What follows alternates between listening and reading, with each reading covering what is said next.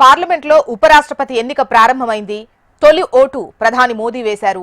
సాయంత్రం 5 గంటల వరకు పార్లమెంటు భవనంలో ఈ ఎన్నిక జరగనుంది.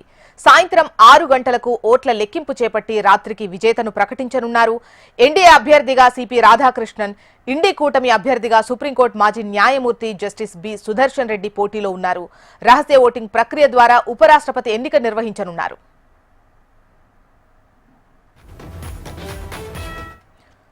పార్లమెంటు ఉభయ సభలకు ప్రాతినిధ్యం వహించే మొత్తం సభ్యుల సంఖ్య 788 అయినప్పటికీ 7 స్థానాలు ఖాళీ కావడం వల్ల ప్రస్తుతం 781 మందే ఉన్నారు. కాగా ఇప్పటికే ఉపరాష్ట్రపతి ఎన్నికకు దూరంగా ఉంటున్నట్టు బీఆర్ఎస్, బీజేడీ ప్రకటించాయి. దీంతో ఓటింగ్లో 386 ఓట్లు దక్కించుకున్న వారే విజేతగా నిలుస్తారు. అయితే ఎన్డీఏకు 425 మంది సభ్యుల బలముందగా వైసీపీ ఇతర పార్టీల మద్దతు కలిపితే 438కి చేరింది. ఇక ప్రతిపక్ష కూటమి అభ్యర్థి జస్టిస్ బి సుదర్శన్ రెడ్డికి 314 మంది ఎంపీల మద్దతున్నట్లు తెలుస్తోంది. ఉపరాష్ట్రపతి ఎన్నిక రహస్య బ్యాలెట్ విధానంలో జరుగుతోంది. పార్టీలు తమ సభ్యులకు విప్ జారీ చేయకూడదని ఎన్నికల సంఘం స్పష్టమైన ప్రకటన చేసింది. ఎంపీలు తమకు నచ్చిన అభ్యర్థికి ఓటేసే అవకాశం ఉన్నప్పటికీ అందరూ ఇప్పటికే పార్టీల వారీగా మద్దతు ప్రకటించారు.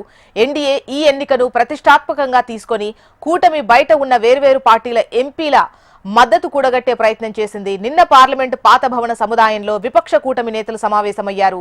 ప్రాధాన్య ఓటులో కేవలం 1వ అంకెనే వేయాలని, 2వ ప్రాధాన్యం నమోదు చేయొద్దని నేతలు తమ ఎంపీలకు సూచించారు. నమూనా పోలింగ్ నిర్వహించారు.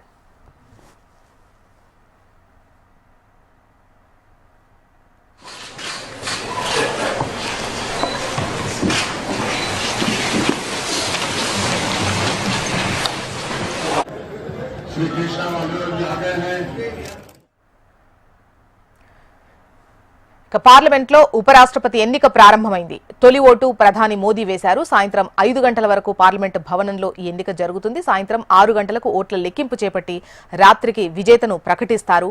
డీటెయిల్స్ మనకు హరికిషన్ అందిస్తారు. హరికిషన్. Thank you Joshna. ప్రధానంగా దేశ అత్యున్నత 2వ పదవి అయినటువంటి ఉపరాష్ట్రపతి అలాగే రాజ్యసభ చైర్మన్ గా కూడా వ్యవహరిస్తారు. ఈ నేపథ్యంలోనే ముందుగా ధన్ఖడ్ ఉండేవారు. ఆయన కొన్ని అనారోగ్య కారణాల వల్ల కూడా ఆయన రాజీనామా చేయడం జరిగింది. ఆయన రాజీనామాతో ఖాళీ అయినటువంటి ఉపరాష్ట్రపతి పదవికి పోటీ నెలకొంది. ముఖ్యంగా ఎన్డీఏ మహారాష్ట్ర గవర్నర్ గా ఉన్నటువంటి రాధాకృష్ణన్ ని ప్రతిపాదించింది. ఈయనకు సంబంధించి 40 మంది సభ్యులతో ఆయనను ప్రతిపాదించడం జరిగింది. అయితే ముందుగా యునానిమస్ అవుతుందని చెప్పేసి కూడా అందరూ భావించారు. కానీ కొన్ని అనివార్య కారణాల వల్ల ఇండియా కూటమి కూడా పోటీలో నిలబడింది.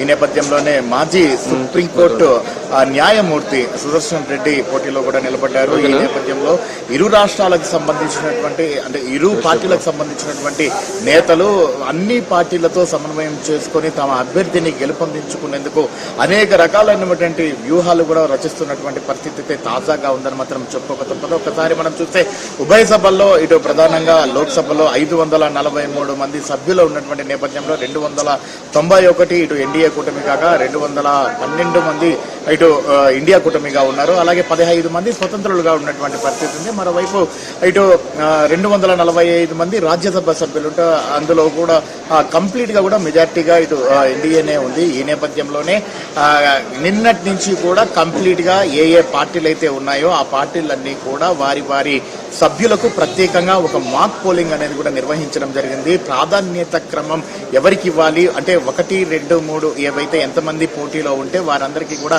ఈ ప్రాధాన్యత ఓటు అనేది కూడా వేసుకుంటూ పోవాల్సినటువంటి పరిస్థితి ఉంది. కానీ ప్రస్తుతం అయితే ద్విముఖ పోటీనే ఉంది, త్రిముఖ పోటీ లేదు. కాబట్టి 1, 2, 3 పెట్టాల్సినటువంటి అవసరం లేదు. ఎవరైతే మన అభ్యర్థిగా ఉన్నారో ఆయన వరకు మాత్రమే ప్రాధాన్యత సంఖ్య 1గా నమోదు చేయాలి. 2వ ప్రాధాన్యత సంఖ్య మాత్రం నమోదు చేయొద్దని చెప్పేసి కూడా అన్ని పార్టీలకు సంబంధించి ఎవరికి వారు కూడా మాక్ పోలింగ్ లో పూర్తిగా సభ్యులకు ఒక దిశా నిర్దేశం అనేది కూడా చేయడం జరిగింది. మరోవైపు ఒక్కసారి చూసుకుంటే ఉపరాష్ట్రపతికి సంబంధించి ఎన్డీఏ కూటమి అభ్యర్థికి గెలుపు అవకాశాలు అయితే మెండుగా ఉన్నాయని మాత్రం చెప్పుకోక తప్పదు. కంప్లీట్ గా ఓవరాల్ గా సభ్యులందరూ కూడా ఆయనకు ఓటు వేస్తే ఖచ్చితంగా గెలుస్తారన్నటువంటి ఒక బలమైన ధీమాతో ఉన్నారు. ఈ నేపథ్యంలోనే రహస్య బ్యాలెట్ అయితే కొనసాగుతున్నటువంటి నేపథ్యంలో ఎవరు కూడా క్రాస్ ఓటింగ్ అనేది చెయ్యరు అన్నటువంటి ఒక ధీమాతో అయితే ఎన్డీఏ కూటమి ఉంది. మరోవైపు ఏవైతే ప్రాంతీయ పార్టీలు ప్రాతినిధ్యం వహిస్తున్నాయో ప్రధానంగా తెలుగుదేశం కానివ్వండి, లేదంటే జేడీయూ కానివ్వండి, ఈ పార్టీలన్నీ కూడా తమ ఎంపీలకు ఇప్పటికే స్పష్టమైనటువంటి ఆదేశాలు కూడా జారీ చేయడం, అలాగే ఆ ఓటు క్రమంలో అంటే ఓటు వేసేటటువంటి ప్రాధాన్యత ఓటు ఎలా వేయాలి అన్న దానిపైన కూడా ఇప్పటికే మాక్ పోలింగ్ కూడా నిర్వహించడం జరిగింది. ముఖ్యంగా ఈ అంటే తెలుగుదేశం పార్టీకి సంబంధించి రాష్ట్రం నుంచి కూడా కంప్లీట్ గా నారా లోకేష్ నేతృత్వం వహిస్తున్నారు. ఆయన ప్రస్తుతం ఢిల్లీలోనే కొనసాగుతున్నటువంటి పరిస్థితి ఉంది. ఆయన అంటే టీడీపీకి సంబంధించినటువంటి ఎంపీలందరికీ కూడా క్లియర్ కట్ గా ఇన్స్ట్రక్షన్స్ జారీ చేసి అక్కడే ఉండి మొత్తం ఆ పరిస్థితినంతా కూడా పర్యవేక్షిస్తున్నటువంటి పరిస్థితి అయితే తాజాగా ఉంది. మరోవైపు సాయంత్రం 5 గంటల వరకు ఈ ఓటింగ్ అనేది కొనసాగబోతున్నటువంటి పరిస్థితి ఉంది. ఈ ఓటింగ్ ని బీఆర్ఎస్ అయితే కంప్లీట్ గా దూరంగా ఉంది, జేడీయూ కూడా దూరంగా ఉన్నటువంటి పరిస్థితి కూడా ఉంది. అయినప్పటికీ కూడా ఎన్డీఏ కూటమి అభ్యర్థికే విజయావకాశాలు ఎక్కువగా ఉన్నాయి. సో ఈ నేపథ్యంలోనే అందరూ కూడా ఆసక్తిగా గమనిస్తున్నారు. ఉపరాష్ట్రపతి సంబంధించినటువంటి ఎన్నిక అనివార్యం కావడంతో ఎవరు ఆ స్థానంపై కూర్చుంటారా అని చెప్పేసి కూడా ఈ రోజు రాత్రి కల్లా కూడా ఎలక్ట్రోలర్ కాలేజీ ద్వారా ఈ ఓటింగ్ అయితే కంప్లీట్ గా జరుగుతుంది. రాత్రికి రిజల్ట్స్ వస్తాయి. ఉపరాష్ట్రపతి అయిన తర్వాత రాజ్యసభ చైర్మన్ గా నామినేటెడ్ పదవిలో ఎవరైతే గెలిచిన అభ్యర్థి కూర్చోబోతున్నటువంటి పరిస్థితి అయితే ఉంది. రైట్ హరికిషన్.